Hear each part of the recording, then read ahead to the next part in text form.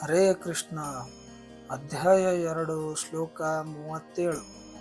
ಈ ಶ್ಲೋಕದಲ್ಲಿ ಕೊಲ್ಲಲ್ಪಟ್ಟು ಅಥವಾ ಪಡೆಯುತ್ತೆಯೇ ಸ್ವರ್ಗವನ್ನು ರಾಜ್ಯವನ್ನು ಗೆಲ್ಲುವುದರಿಂದ ಅಥವಾ ಬೋಧಿಸುತ್ತೆಯೇ ಜಗತ್ತನ್ನು ಆದ ಕಾರಣ ಎದ್ದೇಳು ಕುಂತಿಯ ಮಗನೇ, ಯುದ್ಧ ಮಾಡಲ್ಪಟ್ಟ ನಿರ್ಧಾರವುಳ್ಳವನಾಗಿ.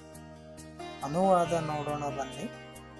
ಕುಂತಿಯ ಮಗನಾದ ಅರ್ಜುನನೇ, ನೀನು ಯುದ್ಧದಲ್ಲಿ ಮಾಡಿರುವುದು ಸ್ವರ್ಗವನ್ನು ಸೇರುತ್ತೀಯೇ ಅಥವಾ ಗೆದ್ದು ಭೂಮಿಯ ಮೇಲೆ ರಾಜ್ಯವನ್ನು ಅನುಭವಿಸುತ್ತೀಯೇ? ಆದದ್ದರಿಂದ ದೃಢ ನಿಶ್ಚಯ ಮಾಡಿ ಎದ್ದೇಳು, ಯುದ್ಧ ಮಾಡು ಎಂದು ಶ್ರೀಕೃಷ್ಣನು ಅರ್ಜುನನಲ್ಲಿ ಹೇಳಿದಾಗ ಅರ್ಜುನನ ಭಾವಾರ್ಥ ನೋಡೋಣ ಬನ್ನಿ. ಅರ್ಜುನನ ಪಕ್ಷಕ್ಕೆ ವಿಜಯ ದೊರಕುವುದೆಂಬುದು ನಿಶ್ಚಯವಿಲ್ಲದಿದ್ದರೂ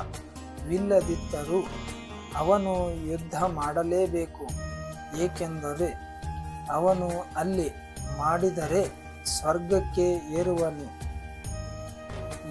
ಇದನ್ನು ಹೇಳುತ್ತಾನೆ ಶ್ರೀಕೃಷ್ಣನು ಅರ್ಜುನನಲ್ಲಿ. ನೀನು ಯುದ್ಧ ಮಾಡಿ ಗೆಲ್ಲಲೇಬೇಕೆಂದು ಹೇಳುವುದಿಲ್ಲ, ಯುದ್ಧ ಮಾಡಲೇಬೇಕೆಂದು ಹೇಳುತ್ತಾನೆ.